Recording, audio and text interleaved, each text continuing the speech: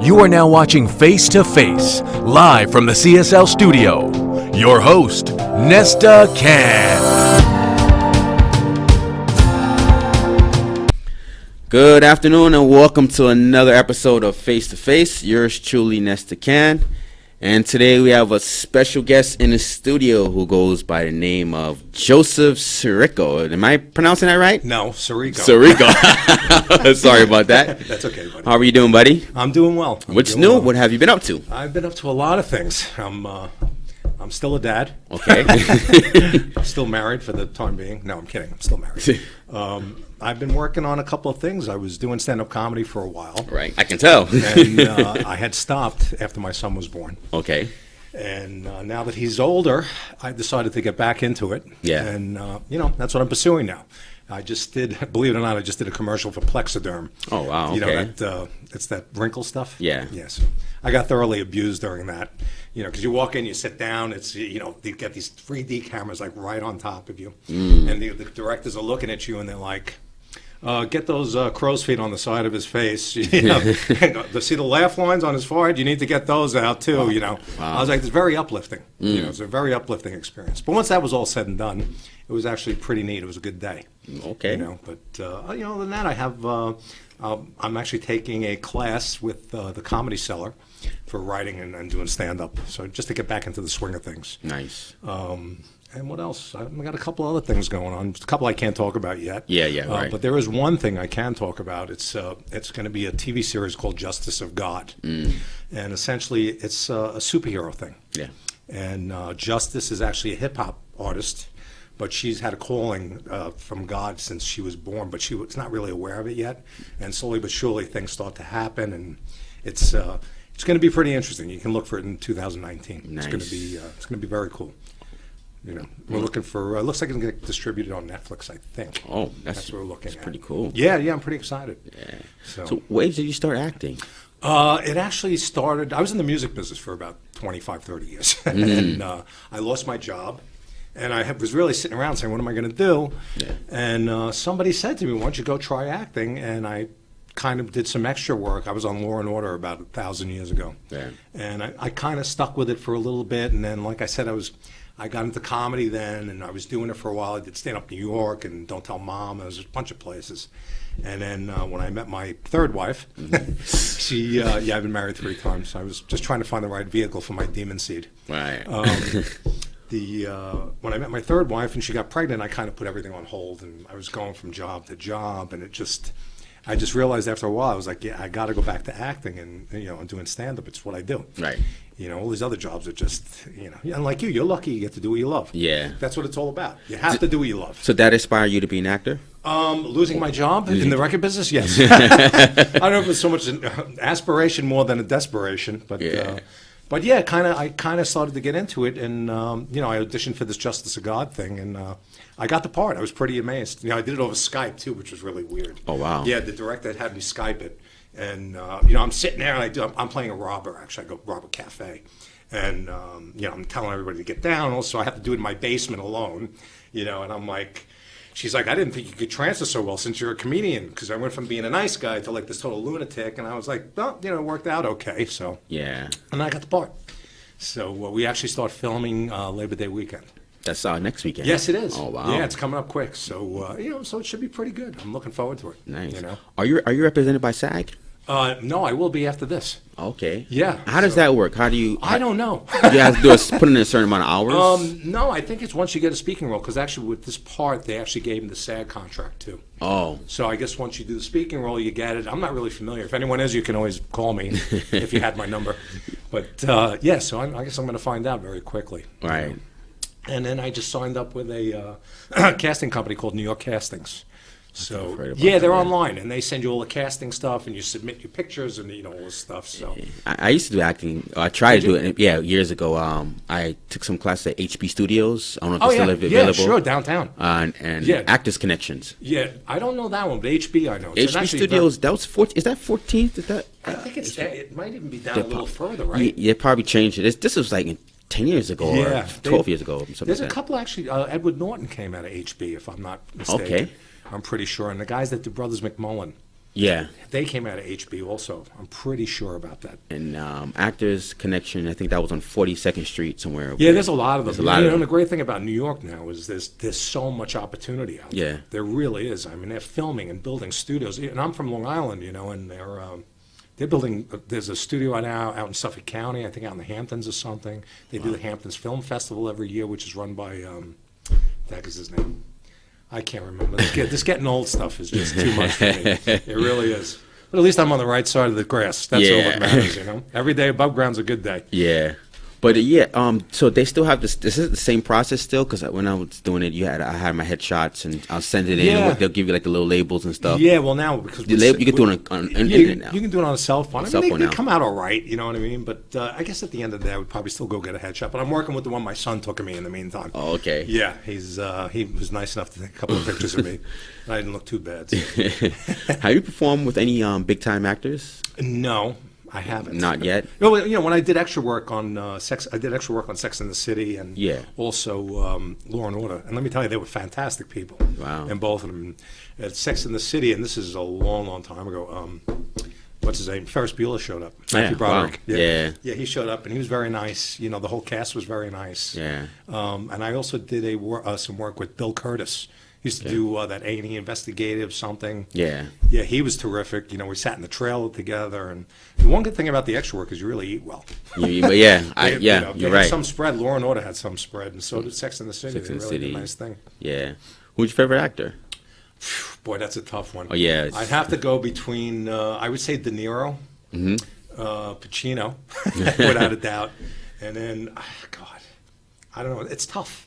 It's really, really tough to say who's favorite. Because there's so many actors bring so many different elements. Yeah. As a matter of fact, I just watched Darkest Hour the other night with Gary Oldman. Yeah. I mean, absolutely phenomenal. The guy, to me, he's way up there as far as character actors. He just really pulls it off Right. for me. He's terrific. But I like all the comedy guys too. I like Will Ferrell. To me, it's Yeah. just, if I could work with anybody, I would work with Will Will Ferrell. Ferrell. So, Will, if you listen to this, I'm ready, baby. Let's go.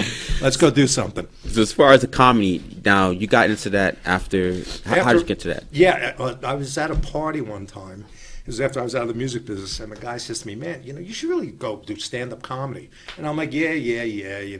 And then I accidentally came across Backstage magazine. Yeah. And I was reading it, and there was a class with this guy Steven Rosenfeld, Mm-hmm. and I ended up taking the class. And I think he did some writing with Larry David and Seinfeld and stuff. And, he got me on stage at Stand Up New York, and I went from there, and it went really, really well. And I did a bunch of gigs, and like I said, then I met my third wife, and I kind of put everything on hold. So I'm glad I did, because I didn't want to not be there for my son. Yeah. I didn't want him to grow up without me being around, because I never knew my father. He died when I was like 6 months old. So, Wow. I never knew him, and then my mom remarried. My stepfather was great, but he passed away when I was 12. So the father figure thing was never really there for me. Right. So for me, it was very important to be around for my son. Hi, buddy. I know you're gonna look at this later. So hi, Brian, too, and everybody else out there. Yeah. So as I always ask every comedian this, what's your worst bombing story? Oh my God! Please, I could tell you. I was doing stand up in New York one night, and my childhood friend and his wife came to see me. Mm-hmm. I hadn't rehearsed at all, really, in a long time. Right. And I went up on stage and just completely bombed. I mean, nothing was funny, and I realized it right off the bat because I didn't rehearse.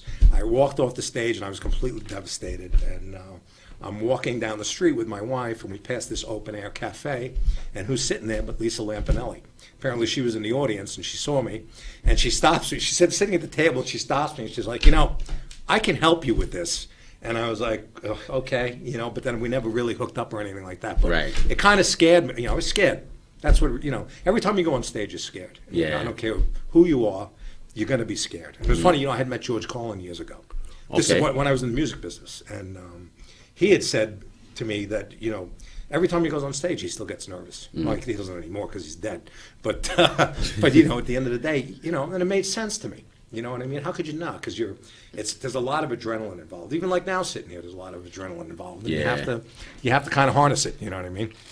But that was my bombing story. How about the hecklers? How do you deal with those? I've never experienced that. to Oh, tell you really? the truth. Yeah, I've been pretty lucky. And everything I talk about is just observations in life and true stories in my life, because, my life's been just not a living hell, but it's been pretty insane, to say the Right. least.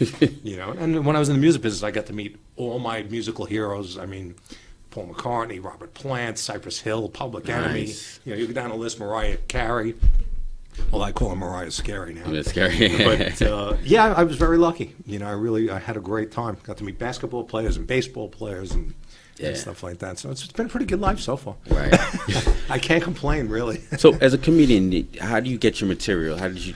Well, fortunately, the world's such a disaster today that I get probably so much material every single day. It's Right. it's just from observations in Observation, life. And life I'll tell you the stories. truth. When I was a kid, I grew up listening to George Carlin and Richard Pryor and watching the Carol Burnett show. When I was really, really young, they had a thing called Laugh-In, which was a show from the late '60s. Oh wow, yeah.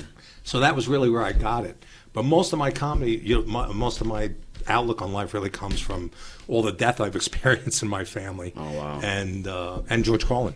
George Carlin really had an impact on my life. And then when I finally met him, I wasn't even a comedian yet.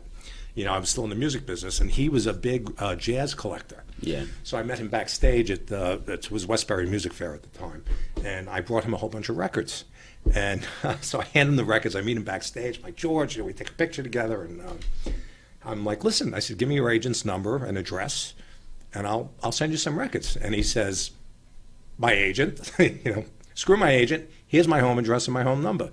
And I'm like blown away because this guy's like my hero growing up, And I ended up sending him records. He would call me, leave messages on my phone. Hey, Joe, it's George. I got the records. Thanks so much. And then after I lost my job in the business, I fell into comedy. And, it's just I take so much from his perspective, too. Because, he had a pretty crazy life, too, before he passed away. Yeah. And that was such a shame. And the guy had like 5 heart attacks before he died. I mean, Really? Yeah, he was... he lived it pretty heavy. He lived a pretty heavy life. Wow. But, a beautiful guy, one of the nicest guys I ever met. Wow. But I still think about him every day. I mean, he influenced me a lot, Yeah. comedic-wise. Wow. How do you deal with people who steal your jokes? Have you ever heard about that? I I heard comedians It always does say happen. it happens. It does happen. I haven't been. I guess it's a form of flattery. Yeah. I would take it. I guess is that way. I mean, it depends. I don't know. Yeah. It's kind of hard to say someone's stealing your joke because. If you listen to other comedians, you can take something from them, but you're not necessarily stealing the joke. Like they have a perspective, and you might have a different perspective on it, but it's kind of the same discussion. Right. So I don't know. I mean, if somebody's blatantly stealing it, Like word for word, line for yeah, line. word for word, line for line, that would probably be a little bit of a problem. Because Yeah. come on, really? I know. You can't think of something on your own.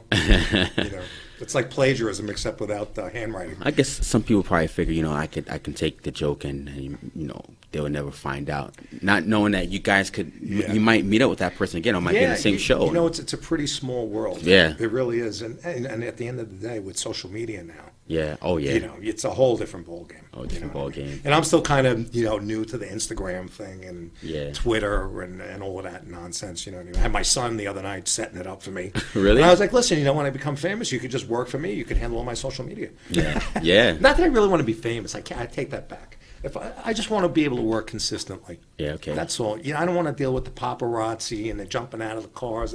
I just want to be able to walk down the street knowing that I do my job. Yeah. I have a great time doing it. I support my family, and it's all good to go. Right. That's it. I'm not asking for any more than that. I mean, if it happens, whatever. Whatever happens, happens. But my plan is to just stay kind of on the down low somewhat. Right. I I don't mind being recognized because I guess it would be kind of fun. Right, it'd be What fun, I mean? yeah. But I'd rather keep it real. Yeah. You know. What were some of the worst crowds you performed for when you were a comedian? Actually, you want to laugh. With the bars? I actually did a show at this place called Don't Tell Mama. And it was a wonderful club, absolutely fantastic club. Mm-hmm. But it was like Memorial Day weekend. And I get out on stage, and it's all old people. And I'm talking like 90s. And I think like 2 or 3 people were actually dead in their chairs when they went Wow. out. But, and I'm pretty blue. I curse a lot on stage, and, and I'm sitting there, and they're all just like, I think they're dead, and no one told them yet. Right. And I'm like, excuse me, I just said the F word.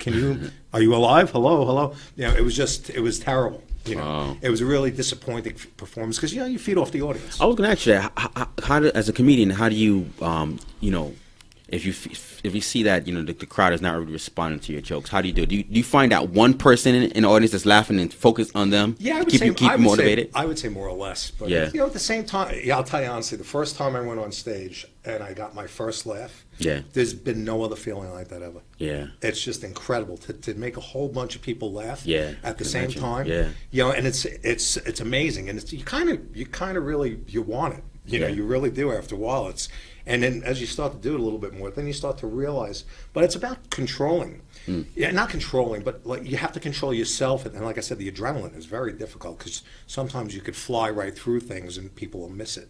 Yeah. So it takes time to kind of take a breath and settle down. And there's a rhythm to all of it. There really is. There's a rhythm to telling a joke.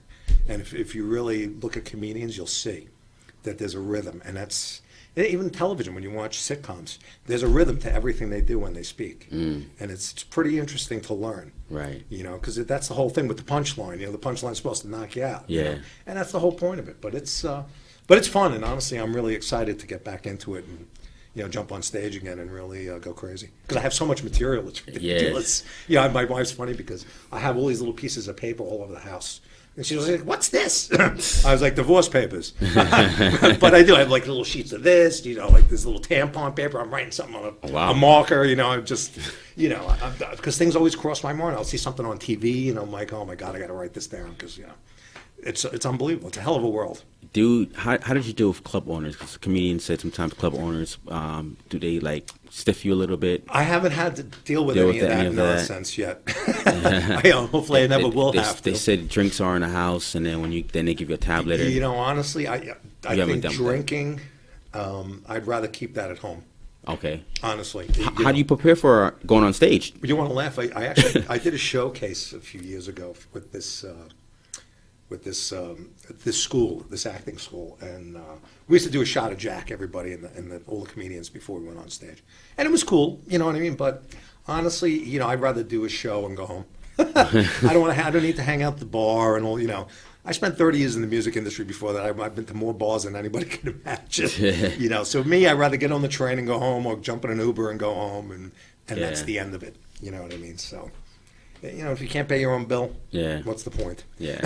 Do you have an agent? No, not yet. Manager? No, not yet. No. Oh, so everything. Yeah, as a matter of fact, I'm going to meet with the New York castings next week. So, they have access. They have access to all kinds of stuff. So it's pretty exciting. They have sitcom classes and commercial classes and improv classes, and there's so much that they offer. So. And they have big time casting agents come in once a month, and you perform for them, and it's going to be pretty interesting, to say the least. I'll keep you posted. I'll keep you posted. Yeah, I certainly will. Okay, so as a comedian, how many performances did you have to do for you to say, okay, I've got this, to feel comfortable? It took me, I would say, probably about 5, honestly. 5 of them? Yeah, and it was funny because the one time when I first kind of got it, and I felt comfortable, my second ex-wife was there. Yeah. My ex-girlfriend was there, and my current my wife, before she was my wife, all 3 of them were there at the same time. So that was, just one of those moments that really shouldn't happen. But it did. But at the same time, it was funny because I came out on stage and was just like, bang, like everything was okay. Yeah. Like it just fell into place.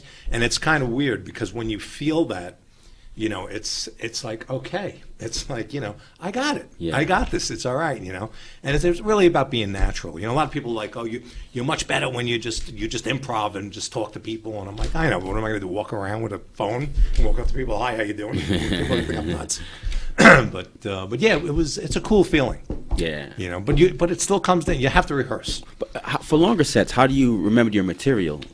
You just, rehearse. Rehearse? That's what it is. It's all rehearsal. All rehearsal. I made the mistake of not rehearsing, and I bombed, and that'll never happen again. I told you that story, and that'll never happen again because it was embarrassing. I've been embarrassed enough. I don't need to be embarrassed on stage. So, what do you hope to go from now, taking into the future? I know we talked about the it's called Justice of God. Yeah, and that's 2019. 2019. And from there, honestly, I like to do commercials. Commercials? Yeah, I wouldn't mind doing commercials, absolutely. You have a good voice for voiceover as well, too. Yeah, well, I used to work in radio, but not on radio. Right, yeah. I was in radio sales. I used to sell all the advertising. Yeah. But, yeah, thank you, by the way. Yeah. But I'm married, so we can't go any further. But, yeah, listen, I just want to get back on stage. I'm going to, and just start cranking it out. And, we'll see where it goes from there. I'm very happy, honestly, once I really decided to commit to this again and just go after it. I've been, it's like everything's just been falling into my lap. Right. It's incredible. It really is incredible. I mean, kismet. And I don't ask God for anything anymore. Yeah. I thank Him every day for what I have. Right. I do. I thank Him every day. And I found that since I kind of switched over, and I'm not asking Him because He's got such a long list as it is, who I can't possibly give everybody, Right. So I was like, let me just thank Him all the time. And ever since I started doing that, things are just falling into my lap like crazy. Right. Crazy things, So once you get back to the acting, that's gonna get the ball rolling. Are you still gonna be doing the comedy? Yeah, well, I want to focus on the comedy. Oh, that's what you love more. Yeah, I love them both. The acting thing. I mean, I believe you have to take lessons. There's no two ways about it. But the Justice of God thing is just it. I was lucky enough to get a role. Right. You know what I mean? I really was, and I was actually surprised. I was like, wow, I got this. I was like, thank you. And then. But, going on stage, I think, is great. Because I like to be in front of a live audience. I think it's cool. Yeah. You know what I mean? It's kind of a different feeling. I guess, like, sitcoms might work the same way. Right. But, I don't know. I guess we're going to find out where it goes. It might. I think it's going to open up more doors. I think so, too. If you become more popular, more well-known, your face is more well-known out there, I think, Yeah, and the nice thing, too, is that... you'll be forming a Madison Square Garden before you know it. God, I actually saw Eddie Murphy do Raw there.